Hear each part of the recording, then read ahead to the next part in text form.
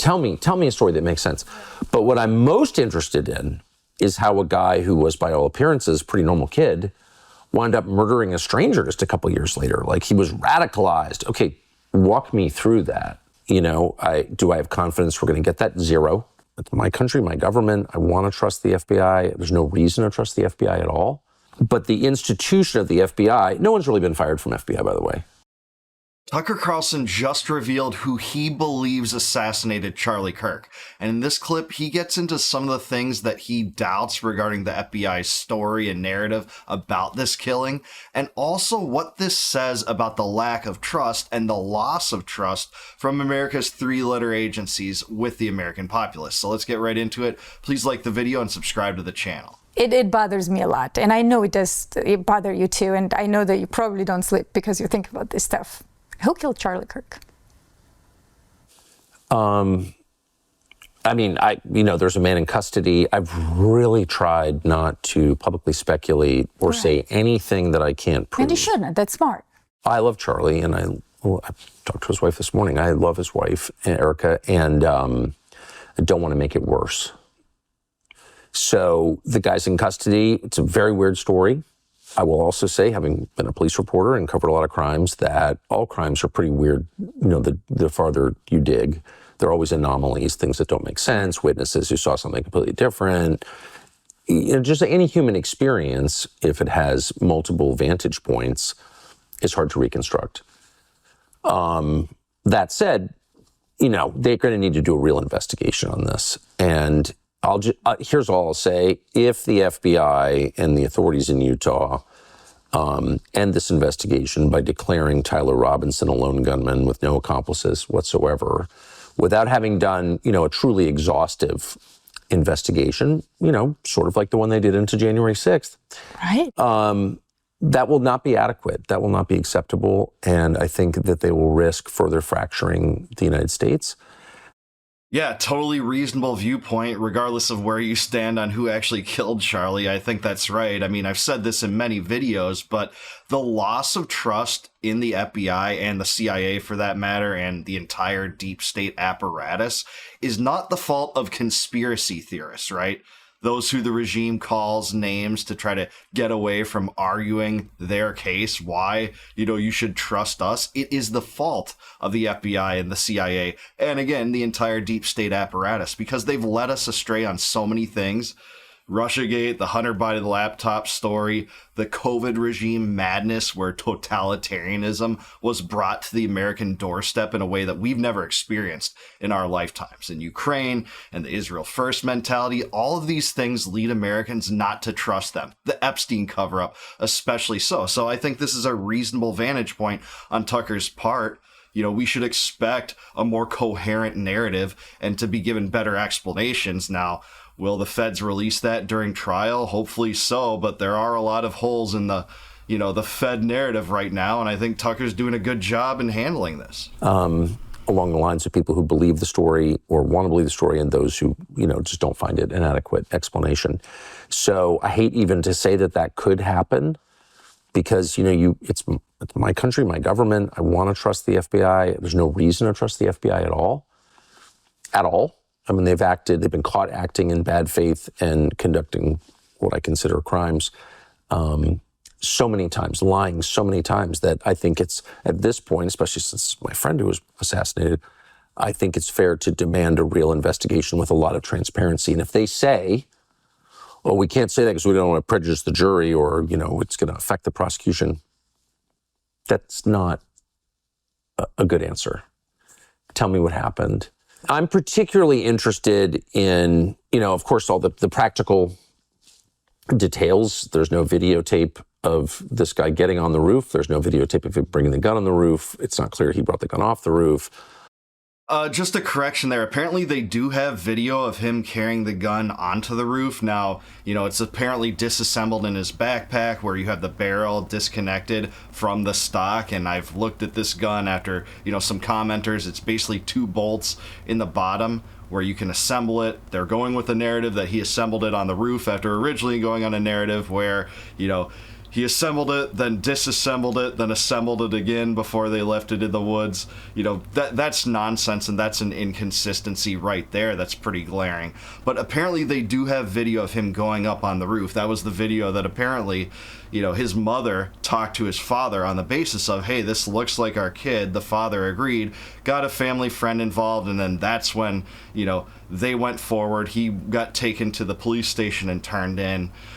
That's apparently the narrative. Now, I'm backing all aspects of that. No, I'm not. And do they need to be transparent? Yeah, they need to be way more transparent. Hopefully we will see that full footage where those photographs came from, showing him coming up on the roof. I totally agree with Tucker. It's not real clear that you can see the rifle coming off of that building. He's clearly carrying something that seems kind of elongated to me, but it's grainy, man, and you can't tell, you know, exactly what that is. Maybe they have more footage that they haven't unleashed yet because it would be helpful for their case. We don't know what they do completely or do not have. All we know so far is what they've put out to the public, and is some of it, you know, lackluster and have shortcomings? Yeah, that is the truth. I think that for sure. It's not videotape anyway.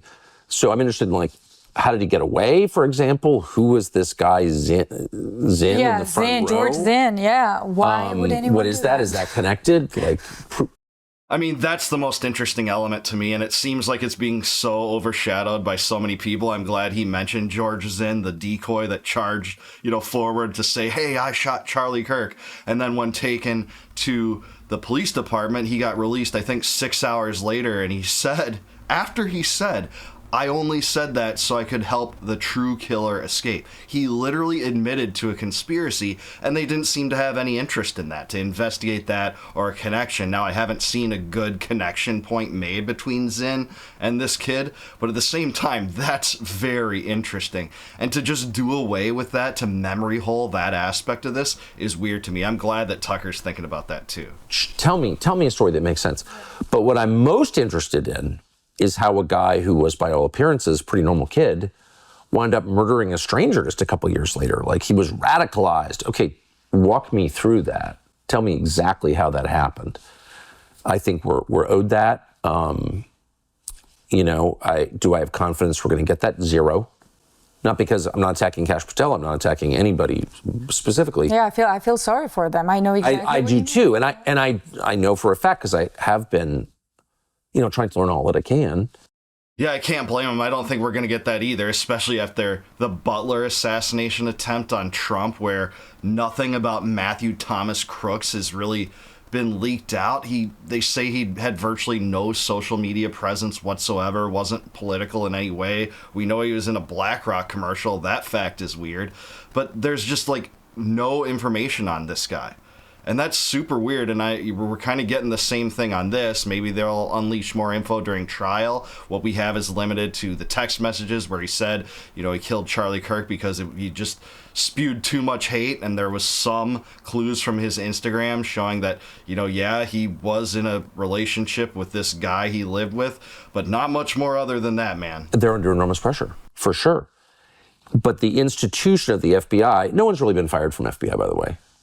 And we know that, I mean, their behavior's just been, like, almost unbelievable over the past 10 years. Like, I am shocked by it as a 56-year-old American who kind of believed that things were on the level, and that we're all pursuing justice here. I'm shocked by it. And I'm shocked by the fact that no one's really been punished for it. And you don't get reforms without punishment, period. And I'm not even saying anyone should be executed. I'm just saying the kind of punishment you'd mete out to your own children because you love them. I caught you doing something. You have to admit you did it. I'm going to punish you. And then hopefully your behavior will improve. Without that, your behavior doesn't improve. And I'm not confident theirs has. And That's such a great parallel. Isn't that the truth, that they're never held to account, so they never have to apologize? You know, we saw this again, the COVID regime, all the twisted and warped and corrupt officials that doubled down on the cloth mask absurdities, and that, you know, everyone needed to get this vaccine, but, you know, it was still the unvaccinated's fault that the vaccinated were getting the disease even though it was supposed to immunize you. The whole thing was insane. But it's not just that. It's with Russiagate and the Jan 6 entrapment scheme, the Gretchen Whitmer entrapment scheme, pipe bombs at Jan 6, the Hunter Biden laptop story, Waco and Ruby Ridge and COINTELPRO. The list goes on and on when it comes to FBI corruption, and there's no doubt why Americans have lost so much trust in it. Why wouldn't they? The whole thing should be abolished and replaced with nothing. You can have federal law enforcement without an entrapment agency that engages in political corruption so profusely, so often, and so brazen without ever even apologizing or without any heads rolling ever. Of course, I know people who work there, and one of them said to me recently, before Charlie's assassination, but said to me, everything that you think about the FBI, undersells it. It's, and I'm quoting, 10 times worse than you think internally. I believe that. That's a verbatim quote. So, I'm not exactly sure what that means, but I'm under no obligation to have confidence in any story they tell me. I'm going to need proof. And I would hope that every American would demand, even people who didn't like Charlie Kirk, because it's not about the assassination of one man. It's about whether you can have a functioning country. Exactly. Where you can hold wrongdoers to account and effect justice. I agree. And so I haven't said anything, and I'm not going to until there's a reason to make hard judgments. But if it turns out the FBI is not doing an adequate investigation, and it's not just me, of course, Charlie had a million friends, people should go bonkers. They should go bonkers and absolutely demand it, because this is too much. Yeah, absolutely. That should be the continual demand. Now, do I think there will be an honest investigation from the FBI on a political assassination? No. I mean, the precedent is there in the form of the JFK assassination to show that's the case. And with all the other scandals I listed, the loss of faith in the FBI is tangible, and it's something that crosses the political spectrum to some extent. I mean, right now you have, looking at it in the most tribal direction here, the Democrats distrust the FBI more than they would have under Biden. This is a team sports game. The right now distrusts it relatively less, but they did so during Biden. Remember, that's when they said, hey, they're covering up the Epstein files. This is a major scandal, and Joe Biden is corrupt, not for unleashing those files. But what do we see? That it's the uniparty. It's not a left-right thing. It's not a Republican-Democrat thing or a liberal-conservative thing. It's the uniparty. It's a big club. We're not in it. And that's what we get from this FBI.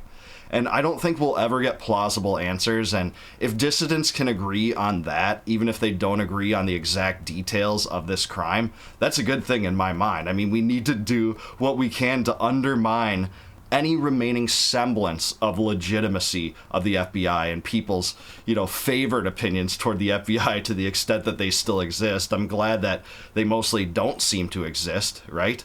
But that's the case. And if you're asking me, listeners of this channel will know that I do think that Tyler Robinson was involved in this crime. Do I think that he had a co-conspirator? I actually do lean in that direction, more so than many people would think.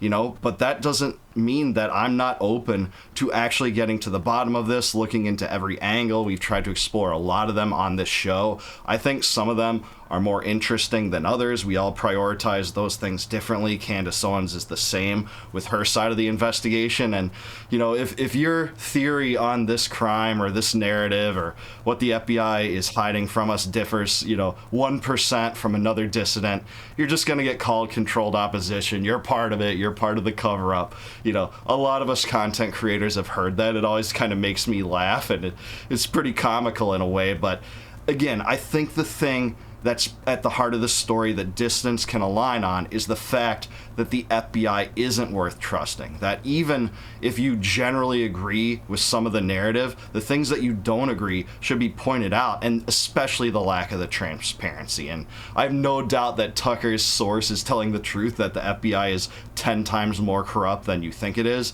And I think the CIA is probably 100 times more corrupt than you think it is. But glad to have Tucker's opinion on here. I think this is definitely the responsible way to look at this, to question the narrative, ask and demand answers about how this kid was radicalized and some of the outstanding questions that we might have on it. Some of those things might get answered if this does go to trial. I kind of doubt that this will go to trial, but we'll see. But yeah, I mean, there's a lot left to learn, and there's no easy answers, especially when you have a corrupt FBI not being forthcoming, being contradictory in their original narrative versus the indictment doc. We've gone over some of that stuff too, and that's what we're left with. We're left with speculation. And again, biggest thing I want to leave you with this video is to say, it isn't the fault of conspiracy theorists and those that theorize and those that engage in their own investigations that they are doing so. It's the FBI itself. Because of the lack of trust, no one views them as the default truth sayers anymore, if at all, or if ever. It is the sleuths and the conspiracy theorists that have actually gotten to the bottom of this and divulged the actual information, much like Julian Assange did and much like Edward Snowden did, you know, over a decade ago when the truth was being concealed from the American public. And that's what you're going to get from this new independent media. It's one of the best things I can imagine for society to drift toward. But I do want to hear from you. Do you agree with Tucker Carlson and his theories? Is he approaching this the right way? Do you agree with me regarding who's at fault for the conspiracy theories, as the FBI says? FBI? Let me know in the comments down below. Please like this video, subscribe to the channel, subscribe to Elizabeth Lane TV. Thanks for this interview, Elizabeth. This was awesome. Really good topics covered. And if you like this video and my commentary, please consider becoming a YouTube member. You can click the join button below if you want to do that. It would mean the world to me, help me a lot, support the channel. And as a return gift for you, I will give you access to all of my videos before they go live to the general public on YouTube if you do that. And until I see you guys next time, no more war, no more debt, no more inflation, and no more empire. Peace out, guys. Catch you in the next one.